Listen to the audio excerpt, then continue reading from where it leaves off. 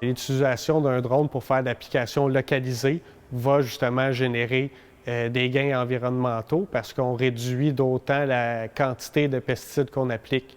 Souvent, si on applique 100% de notre champ pour une mauvaise herbe qui en occupe seulement 10 ou 20%, mais on applique beaucoup de produits de façon un peu inutile si on veut. Mais on n'a pas les outils pour l'appliquer de façon plus efficace bien souvent. Le drone permet justement d'avoir un outil qui fait des applications localisées sans avoir des coûts vraiment déraisonnés comme pourrait l'être un arrosoir de grande précision qui serait tiré par un tracteur. Au final, on applique vraiment les pesticides aux endroits où est-ce qu'ils sont vraiment nécessaires. Donc, on réduit nos coûts et on réduit les effets négatifs que ces pesticides-là pourraient entraîner par une application qui serait non nécessaire, si on veut. Le nouveau drone qu'on a à la ferme vient vraiment s'intégrer de façon parfaite quasiment avec l'autre drone qui fait les cartographies. Parce que la cartographie va indiquer l'état actuel du champ en termes de mauvaises herbes, en termes de santé des cultures. Puis le deuxième drone, lui, va prendre cette cartographie-là à l'intérieur de lui-même, assimiler, bon, mais qu'est-ce que je dois appliquer comme dose de tel produit en fonction de la cartographie que l'autre drone a fait.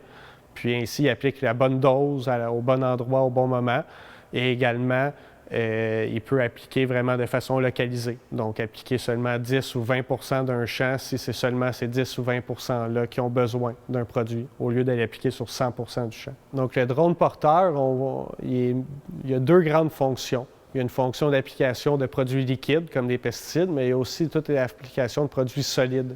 Puis nous, ce qu'on veut en faire, c'est l'application de cultures de couverture, donc de semences qu'on va venir implanter dans notre champ dans le but de réduire l'érosion, de réduire l'implantation de mauvaises herbes, vraiment avoir des gains environnementaux par ces cultures de couverture-là.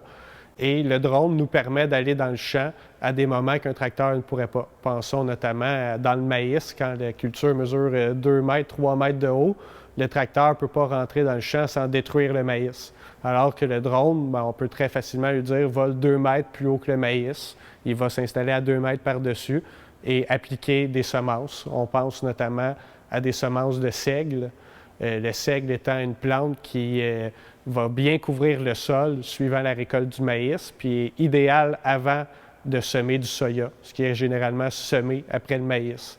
Donc, c'est une plante qui s'insère très bien entre le maïs et le soya, mais on n'est pas capable de la semer généralement, puisque le maïs est trop haut, puis quand on récolte à l'automne, il est trop tard pour semer le seigle. Donc, le drone vient permettre le semis de seigle dans le maïs avant le soya de façon efficace puis de façon idéale, ce qui est parfait d'un point de vue agronomique.